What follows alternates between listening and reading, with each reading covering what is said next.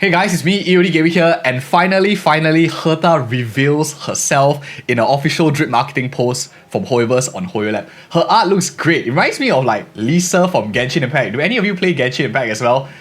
Yeah, but totally nice. The purple-black design, the witch kind of vibe. I think it's really amazing. Really great design from Hoyoverse as well. It really reminds me of a lot of Lisa. The most fun part about this, and before we touch on more insights that I have, she's Ice Erudition. She's one of the only characters who has like a 5-star outer of the 4-star base version, who kept exactly the same path and exactly the same element as well, which I think is a great great feature that they kept, because Herta the puppet is kind of like a reflection of the Herta, Miss Herta herself. So I think it's really nice touch to it.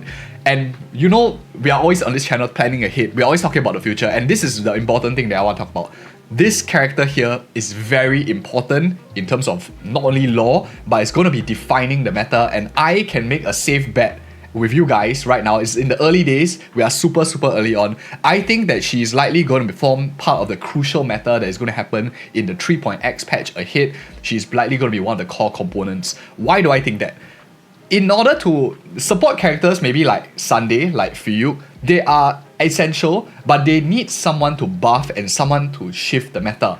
And DPS characters, usually if you look at the past, you have Jingliu, you have Imbibitor Lune, you have characters like Zila, Jingyuan. These are like, once in a point of time, they will matter in their own game states. You have Akirion, you have Firefly.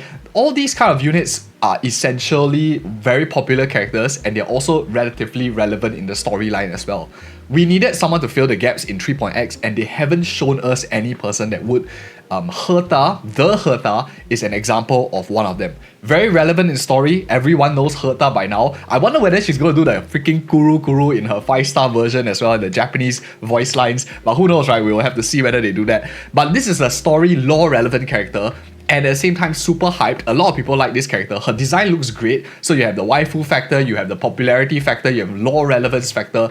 This is an ideal candidate to make her the new meta DPS of 3.x. If Hoyoverse doesn't do it, I'll cut off my balls. No, I'm just joking. But this is probably one of the most crucial things that we have seen so far, the most important drip, because this is likely going to be an essential character moving forward. There are some signs what she's going to do in terms of what the game state is going to be, and now that she has officially been dripped with her element, ice, and as well as erudition, we can kind of tell that it finally might come back to an ice meta again. Ice might start to be meta again. It was dead for like ditch for the entire 2.x. That's why Jingliu is so bad. So maybe those of you Jingliu havers, maybe she'll come back a little bit more in the meta. Maybe Misha might start to become very relevant as well, who knows.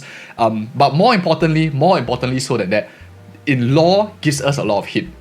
Out of all of the Genius Society members, and I'm not a lore channel by any means, so if you guys are better at lore than me, which I'm sure you are, leave a comment below with any more details that you want to share. There are 2 emanators of Nous Erudition, and the first one is Xander, who I believe created the Genius Society in the first place, and the only other emanator so far is the Herta, at least to my knowledge. And this is really relevant because emanators are really strong, and the other emanator who's relevant in the meta as a DPS character is Akirion, emanator of Nihility, and she pretty much embodies Nihility as in meta, right? You need multiple Nihility characters to make her function. So maybe Herta could function the same way. You bring out a path that is not really popular to play like multiple in one. Maybe you can play like Herta with Tiny Herta with other erudition characters. Maybe she gets multiple erudition buffs in the same team. That would be very interesting to see.